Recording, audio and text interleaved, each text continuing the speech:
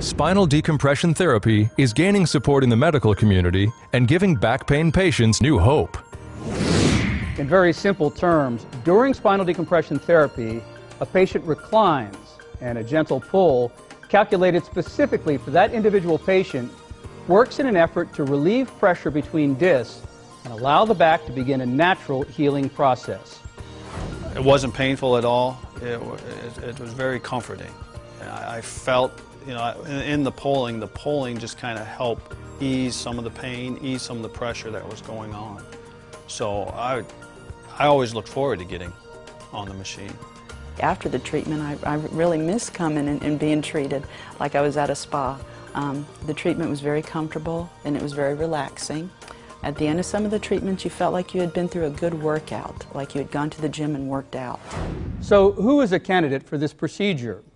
Well, the literature on spinal decompression therapy says it can provide relief for herniated discs, degenerative discs, sciatica, general lower back pain, and even failed back surgery.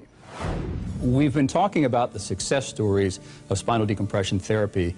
Let's talk about the science behind it and exactly how it works.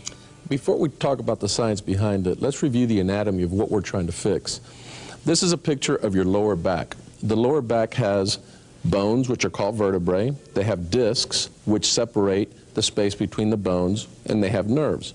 The disc is like a jelly donut. When you put too much pressure on it, the jelly squirts out. When it does that, it can touch the nerve and cause pain in the back, in the lower back, or down your legs.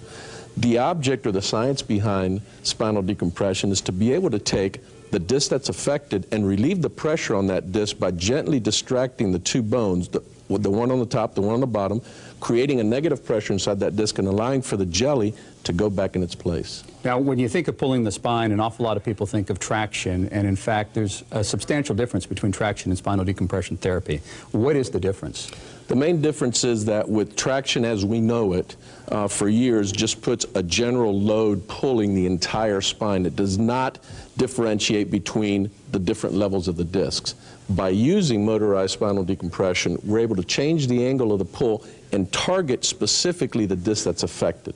And that you get much better results than with just standard traction. Now, I know talking to people around the country, they'd say, well, this is kind of a rack and it's going to pull me and that's going to hurt. Now, I know for me it was a very comfortable experience. What is the comfort level for the majority of your patients? My patients, when they come in, are a little apprehensive the first time that they get on the machine. Once they get on it, they all react the same way.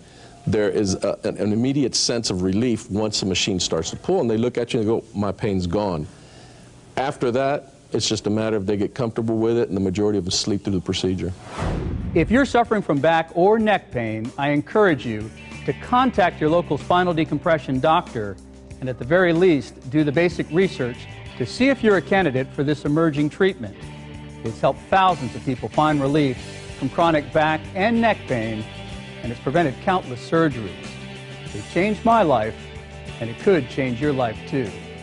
Thank you so much for joining us. I'm Ren Scott. Good luck